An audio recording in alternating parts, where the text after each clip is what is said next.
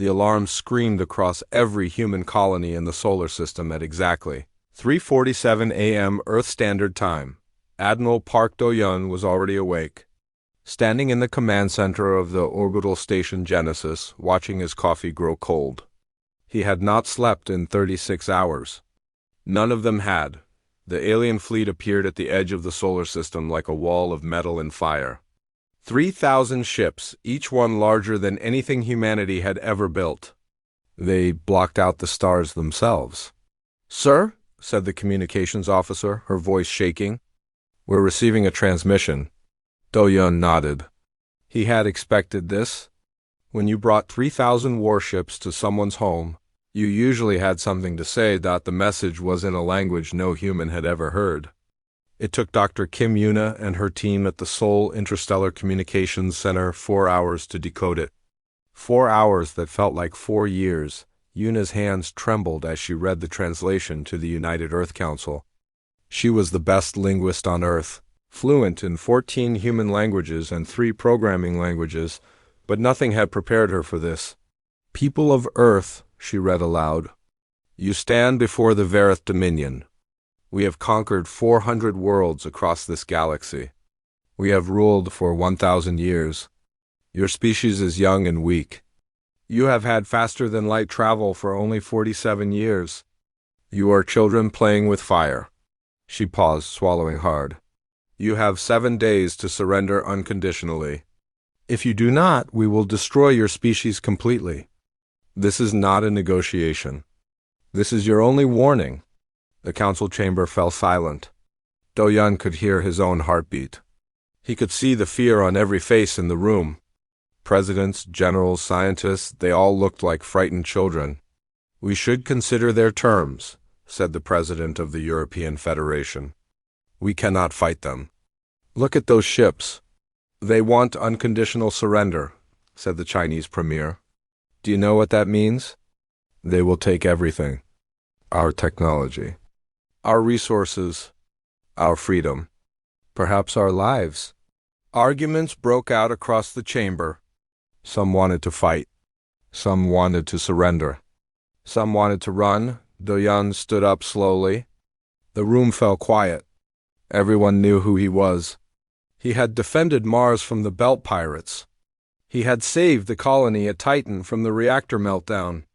He was not a man who scared easily. "Tell them," Do-yeon said, his voice calm and steady, "that we're just getting started." The room exploded with shouts. Some called him mad. Some called him brave. The Australian Prime Minister actually laughed out loud. "Admiral," said the UN Secretary General, "do you understand what you're suggesting? We have 93 warships.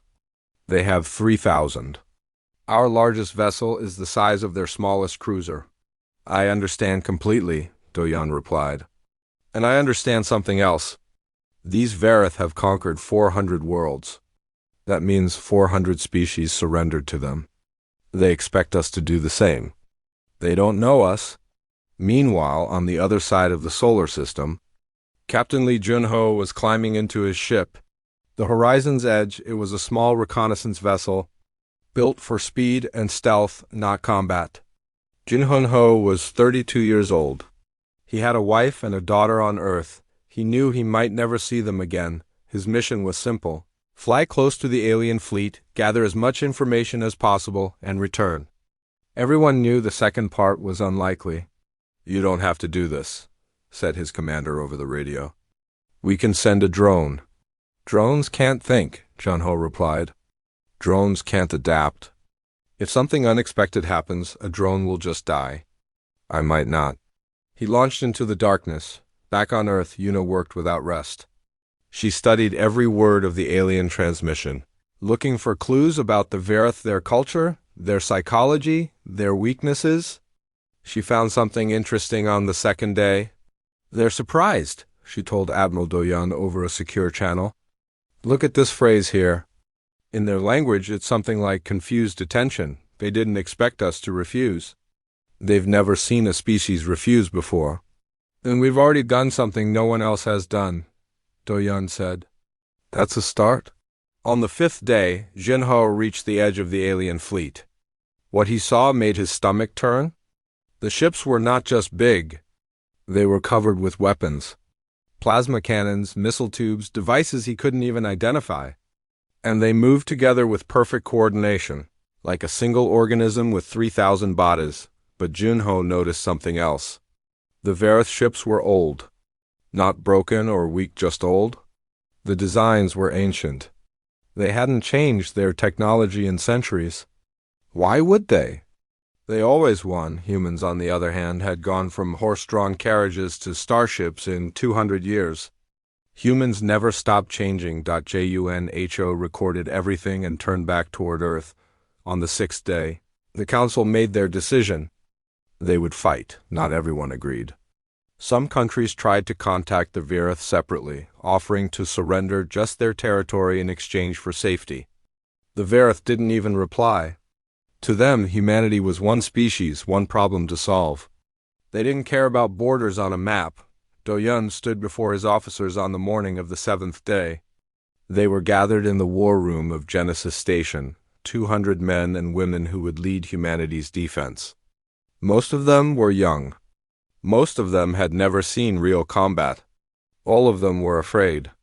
"I will not lie to you," Do-yun said. "Many of us will die.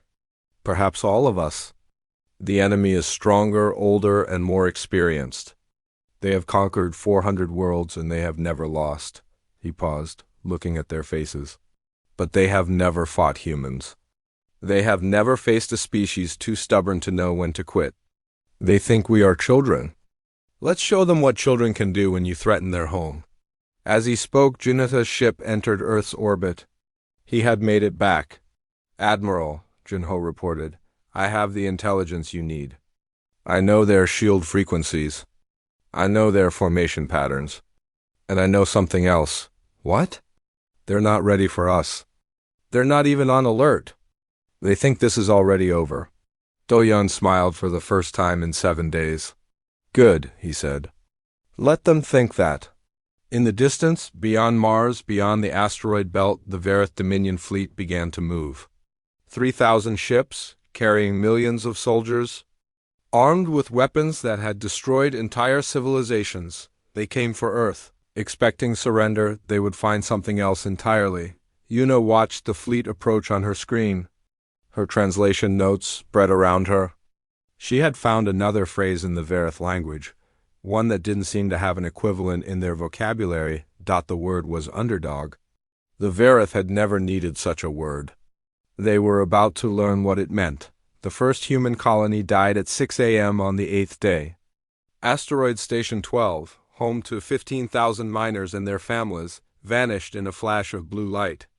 The Vareth didn't even slow down. General Choi. Minji received the news on Mars. She was in the command bunker beneath Olympus Mons, the great volcano that housed humanity's largest off-world military base. She closed her eyes for 3 seconds. That was all the time she had for grief. "Begin evacuation of all outer colonies," she ordered. "Pull everyone back to Mars orbit. And someone get me Admiral Park." The Vareth fleet split into 3 groups. One moved toward Jupiter and its moons. One headed for Saturn. The third, the largest, came straight for Mars. In the first 6 hours, humanity lost 3 more asteroid stations. 40,000 people. The Vareth ships destroyed them from a distance, never even coming close enough to see the faces of those they killed. "They're testing us," Minji told her officers. "They want to see how we respond. They want to see if we break." "Do we fight?" asked Colonel No Seung-woo. "Not yet. Let them think we're running. Let them get comfortable." On Titan, Saturn's largest moon, Private First Class Yoon Hana was eating breakfast when the alarm started. She was 23 years old, born on Earth, trained on Mars. She had joined the military to pay for university. She had never expected to actually fight anyone. "All personnel to battle stations," said the voice over the speakers. "This is not a drill." Hana ran to her post, a communications array on the edge of the base. It was a small building, mostly computers and antennas. Not important enough to protect with many soldiers. She and her squad of 11 were alone. "What do we do?" asked Private Kang Jasu, the youngest member of the squad. We hold this position, Hana said, though her voice shook. Command needs this array to coordinate the evacuation. If we lose it, they lose communication with the whole outer system. For how long? Hana didn't answer. She didn't know. Back on Mars, engineer Beek Taiyang was running through the corridors of the weapons development facility, carrying a tablet full of calculations. He was a thin man with messy hair and dark circles under his eyes. He had not slept in 4 days. General Choi, he said, bursting into the command center, I have something. Minji turned to him. She knew Taiyang. He was brilliant but strange. He often forgot to eat. He once missed his own wedding because he was solving an equation. But when he said he had something, he meant it. Show me. Taiyang pulled up his designs on the main screen. It was a modification to their fusion reactors, the power sources that ran their ships and stations.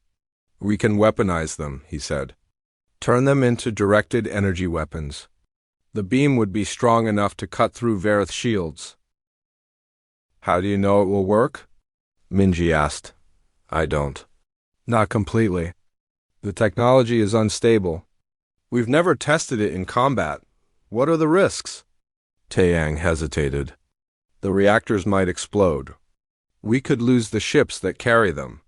Minji looked at the screen. Then she looked at the tactical display showing the Varith fleet approaching.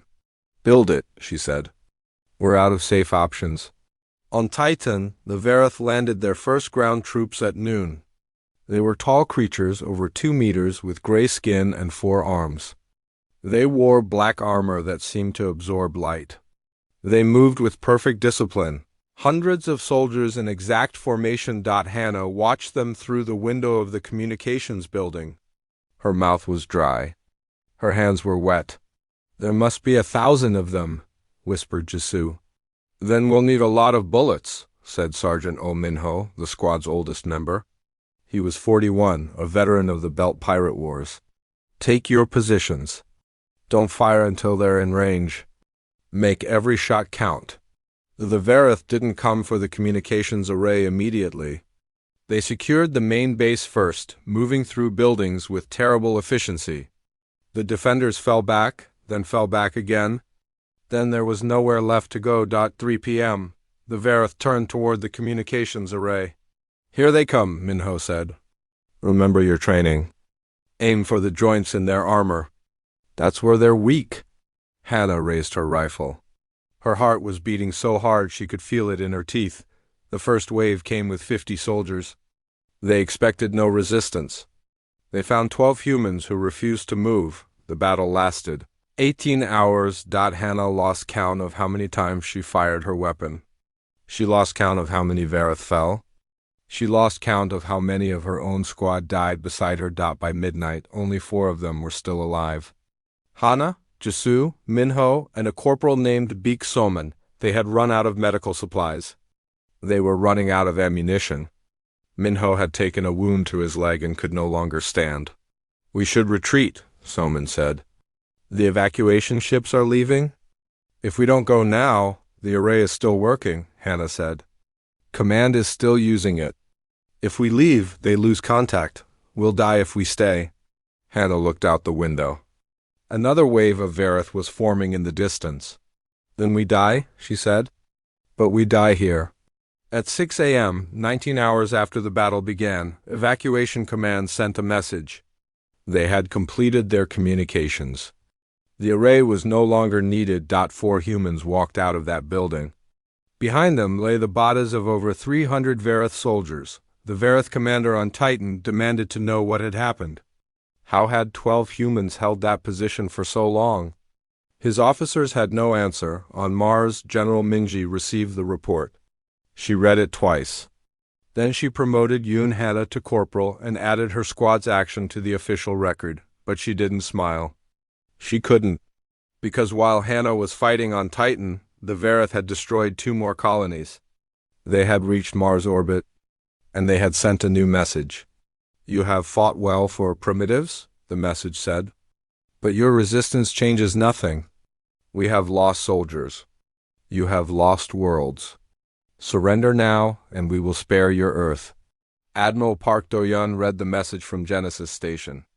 Then he turned to his communications officer. Send this reply, he said. Dear Verith Dominion, you have been conquering for 1,000 years. You have forgotten what it means to fight someone who has nothing to lose. We will not surrender. We will not negotiate. We will make you pay for every meter of our space in blood. And when this is over, you will remember us. He paused. Also, you should know those soldiers you lost on Titan. There were 12 of us, 12, and we're just getting started. On Titan, as she boarded the evacuation ship, Hana looked back at the moon that had nearly been her grave. She thought about the friends she had lost. She thought about the enemy she had faced. She was not the same person she had been yesterday. None of them were the Verith had come to teach humanity about power. Instead, humanity had taught the Verith something they had forgotten long ago. Some things are worth dying for. 3 months into the war, humanity learned to hide. The Verith controlled the outer solar system completely. Jupiter, Saturn, Neptune all lost. Their fleet sat in orbit around Mars like wolves waiting outside a door. They could have attacked Earth at any time. They were waiting for humanity to starve, to break, to beg. They didn't know about the Ghost Fleet. Commander Shin Yunji had never planned to become a guerrilla leader.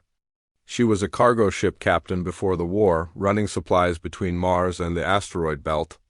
When the invasion began, she refused to abandon her ship and crew. When the military told her to retreat to Earth, she refused that too. There are still people out there, she told Admiral Do-yun over a secret channel. Survivors on the destroyed stations. Soldiers left behind. Someone has to help them. You'll be killed, Do-yun warned. Maybe, but I'd rather die doing something than hide doing nothing. She gathered other ships. Damaged military vessels the fleet had abandoned. Mining ships with hulls thick enough to take a few hits. Passenger transports with clever captains who knew how to fly quiet. 37 ships in total, carrying 2,000 people who had all decided the same thing. They would not run. EUNG called them the Ghost Fleet. The Verith called them a nuisance. At first they struck at night, if you could call it night in space. They hit supply convoys, destroying cargo ships carrying food and ammunition to the Verith front lines. They attacked fuel depots, blowing up storage tanks and disappearing before reinforcements arrived. They rescued survivors from destroyed colonies, sometimes pulling people from wreckage while Verith patrols searched for them just kilometers away. Each raid was a risk. They had no repair facilities, no proper weapons, no armor. They survived by being fast, being smart, and being lucky. Luck ran out often. In the first month, Yunji lost 8 ships and 400 people. Is it worth it? Asked her first officer, Kang Daeho, after a particularly bad week. Ask me when the war is over, Yunji replied. But the Ghost Fleet did something more important than destroy supplies. They proved that humanity was still fighting. Every raid was a message to the Verith and to the humans still watching. We are not beaten. We are not gone. We are still here. Meanwhile, on Europa, Jupiter's frozen moon, Dr. Ojiwan was making a discovery that would change everything. Jiwon was a biologist, not a soldier. She had spent her career studying alien microbes found in Europa's underground ocean. When the war began, she had been too far from Earth to evacuate. She and her small team were trapped on their research station, hidden beneath the ice. Hoping the Verith wouldn't bother with a tiny science outpost, they didn't. But they came close enough for Jiwon to study them, using the station's sensors. She analyzed every Verith ship that passed nearby. She studied their communication signals, their energy signatures, even the waste they ejected into space. And she found something remarkable. Their biology is vulnerable to gamma radiation, she reported to Earth through a hidden channel. Much more vulnerable than ours. Exposure that a human could survive with minor treatment would kill a Verith in minutes. Admiral Do-yun read her report in his quarters on Genesis Station. He read it again. Then he called an emergency meeting of his senior staff. We can use this, said General Minji. We can build weapons that target them specifically. Bombs, missiles, even personal devices for ground troops. We could win the war with this, added Colonel No. Duhai, and was silent for a long moment. Then he shook his head. No, we're not using biological weapons. Sir, with respect, they're killing us. They've destroyed our colonies. They've murdered hundreds of thousands of our people. Why shouldn't we? Because that's not who we are, Do-Yun said. We fight them soldier to soldier, ship to ship. We don't poison an entire species. If we do that, we become them. The argument continued for hours. Some agreed with the admiral. Others thought he was throwing away their best chance at victory. In the end, Do-Yun's decision stood, but the information wasn't wasted. Ji-Wang kept studying, looking for other weaknesses, other ways to use what she had learned. And Do-Yun kept her research secret even from most of his own officers. Just in case, far from the military debates, Ambassador Kang Sung-ho was fighting a different kind of battle. Sung-ho was a diplomat, trained to talk when others wanted to fight. He had spent his career negotiating trade deals and border disputes. Now he was trying to negotiate something much bigger: the future of the galaxy. The Verith Dominion was not one species. It was 12, conquered over 1,000 years, and forced to serve their masters. Sung-ho believed that some of them might want to be free. He was right. The Rithali were the first to make contact. They were a small species, lizard-like, with scales that changed color with their emotions. The Verith had conquered them 200 years ago. They had been slaves ever since. We hate them, said the Rithali messenger, a female named Myra, in a secret meeting on a hidden frequency. We have always hated them. But we could never fight them alone. You're not alone anymore, Sung-ho said. You're losing, Myra pointed out. Your fleet is broken. Your colonies are gone? Why would we join a losing side? Because we're not finished. And because when this is over, you'll want to have been on the right side. Myra's scales shifted to a color Sung-ho didn't recognize. Later, he learned it meant hope. Back with the Ghost Fleet, Yunji was planning her biggest raid yet. Intelligence had identified a Verith Command Carrier 1 of the massive ships that coordinated fleet operations. It was parked in the asteroid belt, overseeing the occupation of humanity's former mining stations. On board was a member of the Verith ruling council, a high commander who had personally ordered the destruction of several human colonies. If we destroy that ship, we hurt them badly, Yunji told her captains. Not just materially, psychologically, they'll know they're not untouchable. We'll lose ships, said Captain Rujahun. Maybe half of us? I know. I'm not ordering anyone to come. This is volunteers only.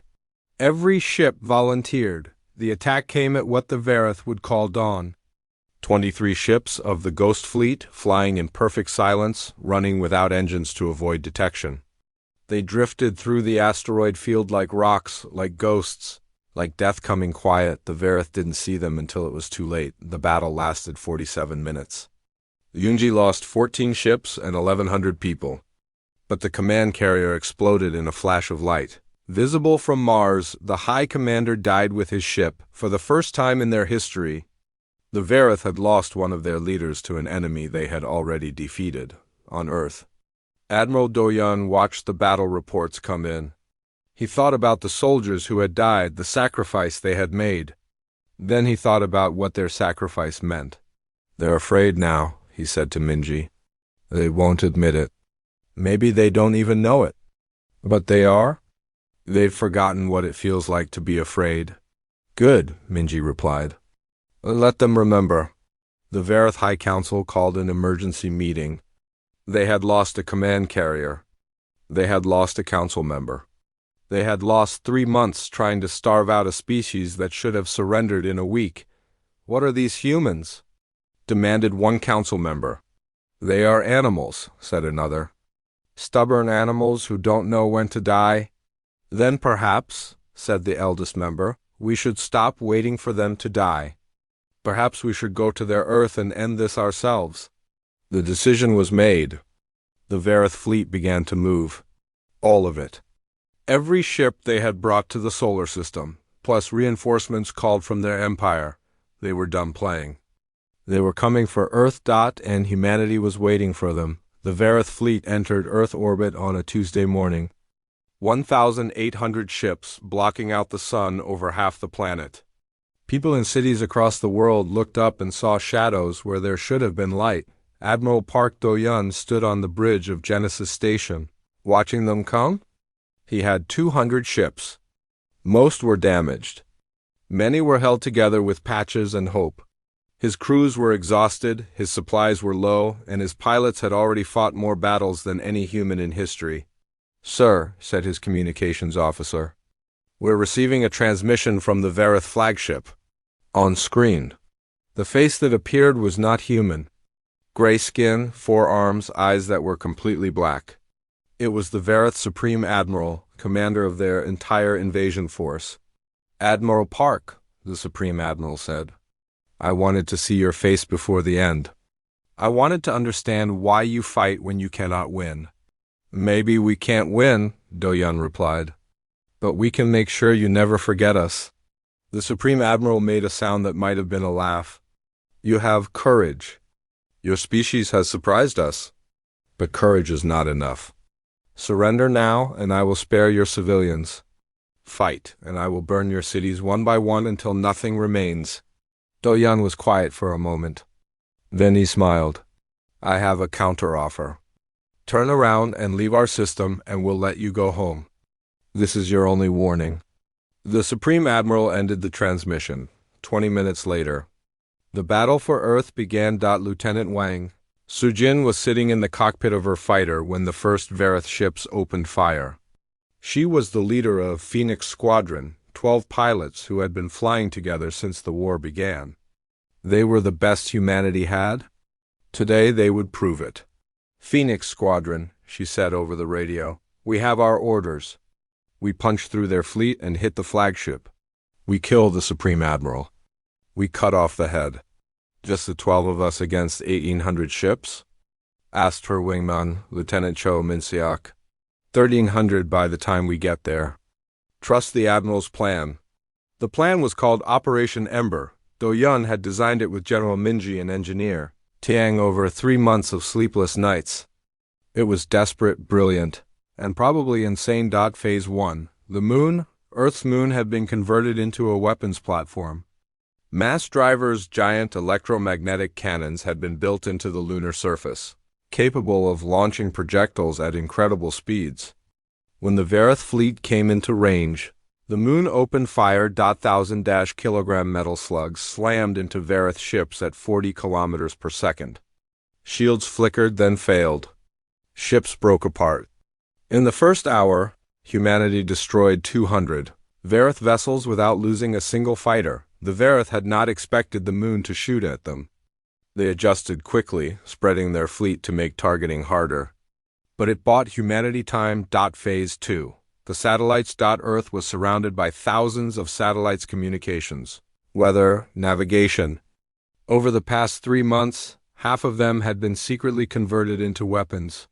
When the Vareth fleet moved to avoid the moon's fire, they flew straight into a trap. The satellites exploded in coordinated patterns, filling space with shrapnel and debris. Vareth fighters were torn apart. Larger ships took damage to their sensors and weapons. The fleet's perfect formation began to break. "Now," Do-yeon ordered, "all ships engage." 200 human vessels launched from Earth orbit and attacked 1,800 Vareth ships. It was suicide. It was magnificent. Sujin led Phoenix Squadron through the chaos, dodging fire from all directions. She had trained her whole life for this. Her hands were steady. Her mind was clear. Around her, the universe was exploding. "Phoenix 3 on your left," she shouted. Lieutenant Park Yuna rolled her fighter just in time to avoid a Vareth missile. "Thanks, lead. Stay tight. We're almost through." On Genesis Station, Do-yeon was watching the battle on a dozen screens at once. He was giving orders, adjusting tactics, trying to keep his people alive for one more minute, then one more. His coffee sat untouched. He didn't need it. His blood was already fire. "Admiral," said Minji over the command channel, "the Rithali ship has arrived." Do-yeon allowed himself a moment of relief. "Send them to my location." The Rithali vessel was small, barely larger than a shuttle. It carried one passenger, Elder Myra, the same diplomat who had first contacted Ambassador Kong Sung-ho. She came aboard Genesis Station under fire, walking calmly through corridors that shook with explosions. "Admiral Park," she said. "I bring gifts." She handed him a data chip. On it were the complete schematics of Vareth shield technology and the exact location of the Supreme Admiral's flagship. "Why?" Do-Yun asked. "Why now?" "Because you've done something no one else has done," Myra replied. "You've made them afraid? My people want to be free. If you win this battle, you show the galaxy that the Vareth can be beaten. That is worth more than my life." Do-Yun took the chip. "We won't forget this. Make sure you live to remember it." He uploaded the data immediately. Now he knew exactly where to aim. "Phoenix Leader," he transmitted. "New coordinates coming to you now. Get to that flagship and kill it." Sujin received the data. The flagship was in the center of the Vareth formation, protected by dozens of escort ships. Getting there would mean flying through the heaviest fire of the battle. "You heard the Admiral," she told her squadron. "Let's go hunting." They flew. God, how they flew! Sujin had never pushed her fighter so hard. Around her, her pilots matched her every move, flying as one unit, one mind. Vareth ships exploded in front of them. Missiles streaked past. The universe was nothing but fire and noise and death. She lost her first pilot over the Pacific Ocean. Lieutenant Shin Borum took a direct hit and vanished without a word. She lost two more over the Atlantic Cho Minseok and Park Yuna, the best wingmen she'd ever had. They died covering her approach. "Keep going," Sujin told the survivors. "Don't stop. Don't think. Just fly." 9 pilots became 6. 6 became 4. The flagship was ahead now, huge and black and bristling with weapons. Its shields were up. According to the Rithali data, they had one weak point a gap near the engine exhaust where the shield generators couldn't overlap. "There," Sujin said. "Everyone, follow me in. Full payload on my mark." 4 fighters dove toward the most heavily defended ship in the Vareth fleet. 3 of them died in the approach. Lieutenant Han Ji-ho, Lieutenant Im Seo-yoon, Captain Moon Vang-soo. Their ships exploded one after another. Each pilot buying seconds for the others. Sujin was alone. She flew through the gap in the shields, with plasma fire burning around her. She launched every missile she had. Then she pulled up as hard as she could, her vision going black from the force. Behind her, the flagship's engine section exploded. The explosion spread through the ship, deck by deck, system by system.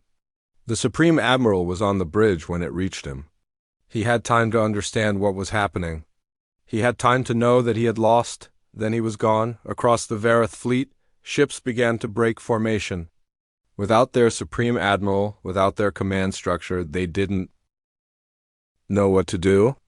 They had spent 1,000 years following orders. Now there were no orders to follow. Do-Yun watched the Vareth fleet retreat. They had lost 60% of their ships. They had lost their leader. They had lost something even more important, their certainty. "Sir," said his communications officer, "they're leaving." "They're actually leaving." Do-Yun nodded slowly. He was too tired to celebrate, too aware of what it had cost. Around Earth, the wreckage of ships from both sides filled orbit. Hundreds of human vessels destroyed. Thousands of pilots, soldiers, and crew dead. Cities burned. Stations were gone. The cost was almost too high to count, but Earth was still there. Humanity was still there. Sujin limped her damaged fighter back to Genesis Station. She was the only survivor of Phoenix Squadron. 12 had launched. 1 returned? Do-Yun was waiting in the hangar when she climbed out of her cockpit. She could barely stand. "Lieutenant Wang," he said. "What you did today, don't," she said, her voice cracking. "Please don't, they're all gone, everyone." He put a hand on her shoulder. "I know, I'm sorry. But because of you, because of them, we're still here. The human race is still here." Sujin looked at him with eyes that had seen too much. "What happens now?" Doyan looked out the hangar window at the retreating Verith fleet. Now, he said, we make sure this never happens again. 1 year after the battle for Earth, humanity launched its first ship into Verith space. It was not a warship. It was a transport carrying Ambassador Kang Sung-ho and a delegation to meet with the Rithali, the Corvith, and the Solace, 3 species that had defected from the Dominion. Together they would form something new. Something that had never existed before, the Coalition of Free Worlds. We are not conquerors, Sung-ho told the delegates from a dozen species. We are not here to replace one empire with another. We are here because every being deserves to choose their own future. Join us, and we will fight for your freedom as we fought for our own. The Rithali joined immediately. The Corvith, a tall insectoid species conquered 300 years ago, joined the next day. The Solace, beings of pure energy trapped in containment suits, joined a week later. More followed. Species that had been slaves for centuries saw a chance to be free, back on Earth. Admiral Park Do-yeon was dealing with a different kind of challenge. The war had cost humanity everything. Millions dead. Colonies destroyed. The economy shattered. Half the fleet was wreckage floating in space. It would take decades to rebuild what they had lost, and yet people were already talking about what came next. We have to strike now, argued General Minji at the council meeting. The Verith are weak. If we wait, they'll rebuild. They'll come back. We have to finish this. We're not ready, countered the UN Secretary General. Our people need time to recover. We need to heal our own wounds before we create new ones. President No Chae-young listened to both sides. She was young for her position, elected just before the war began, tested by fire like everyone else.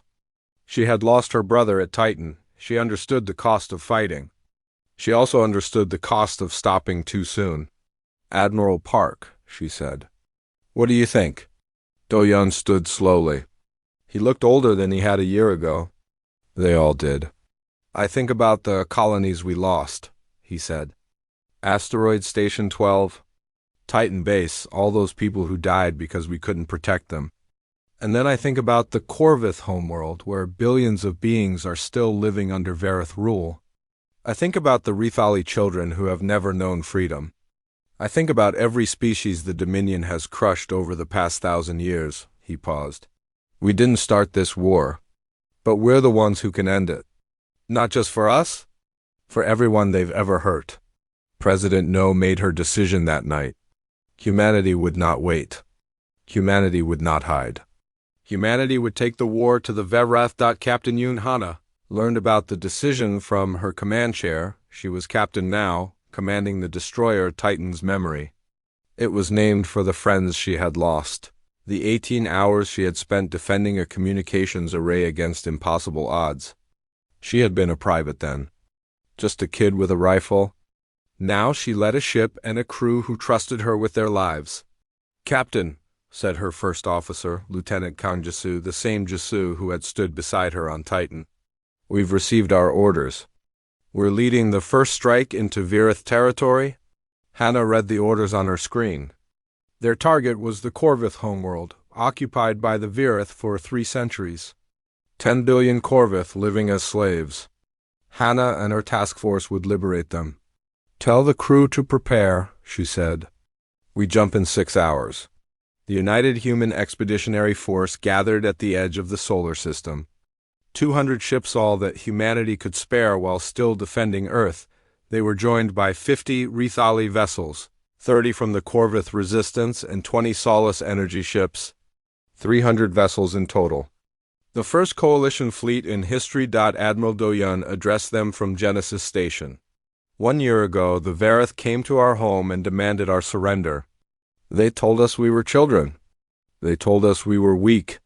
They told us resistance was futile. He let that sit for a moment. Today, we bring resistance to them. Today, we show the galaxy what humans do when someone threatens their home. We don't give up. We don't go away. We fight until we can't fight anymore, and then we fight some more. He smiled.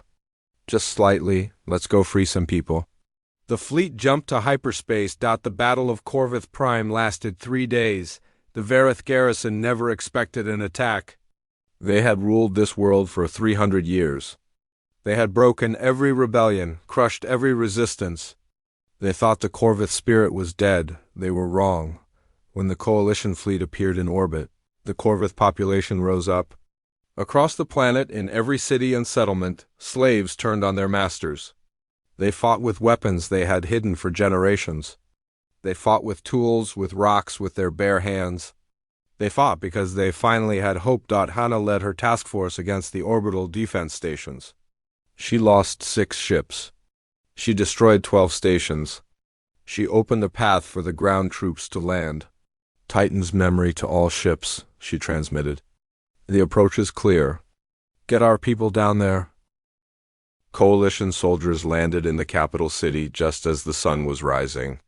Humans and Rithali and Solace fighting side by side, liberating a species none of them had known existed a year ago.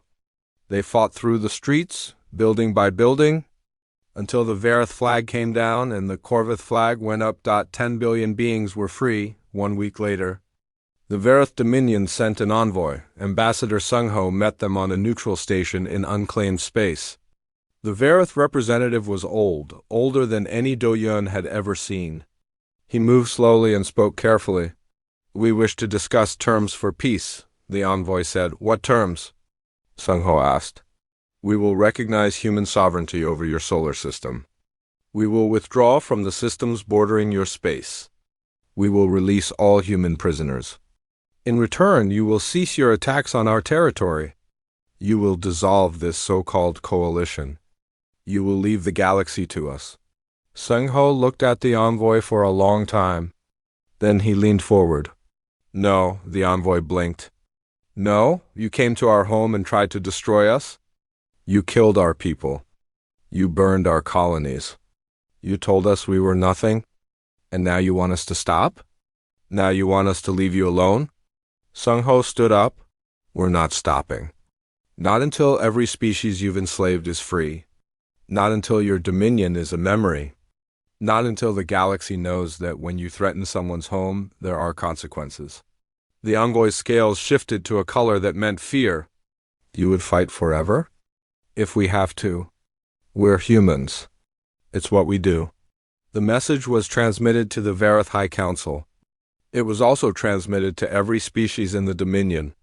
To every slave, every prisoner, every being who had ever dreamed of freedom, humanity was coming. Admiral Do-Yun received the news on Genesis Station. He was in his quarters, looking out at Earth through the viewport. The planet was still scarred, still healing, still beautiful. His communications officer patched through a call from President No. Admiral, she said, the Vareth have rejected our terms. They're gathering their fleets. They're preparing for a full-scale war, I know. Some people think we should take their deal. End this while we can. Do-Yun nodded. Some people didn't watch their friends die at Titan. Some people didn't see cities burn. Some people don't understand that if we stop now, we're just waiting for them to come back stronger. So we keep fighting. We keep fighting. We keep building. We keep bringing others into the coalition. And one day the Dominion falls. Maybe not today. Maybe not for years. But it falls. There was a pause on the line. Admiral, the president said. What do we tell our people? Do-Yun thought about that. He thought about the colonies they had lost and the ones they would build. He thought about Hannah, who had gone from a frightened private to a starship captain. He thought about Sejin, who still flew even though she had lost everyone she loved. He thought about humanity, stubborn, brilliant, impossible humanity that had looked at certain death and said no. Tell them the truth, he said. Tell them we've won a battle, but the war isn't over. Tell them there will be more fighting, more sacrifice, more loss. Tell them it will be hard, he smiled. And tell them we're just getting started. Far away, at the edge of known space, the coalition fleet gathered for its next mission. 300 ships became 500. 500 became 1,000. Species that had been enemies for centuries now flew together as allies. Humans led the way, not because they were the strongest or the oldest, but because they refused to accept that anything was impossible. They had been alone in their corner of the galaxy, young and small and afraid. Now they were the spark that would set the universe on fire. The Varith had come to teach humanity a lesson about power. Humanity had learned a different lesson. The universe was vast. The darkness was deep. The enemies were many, but they were just getting started.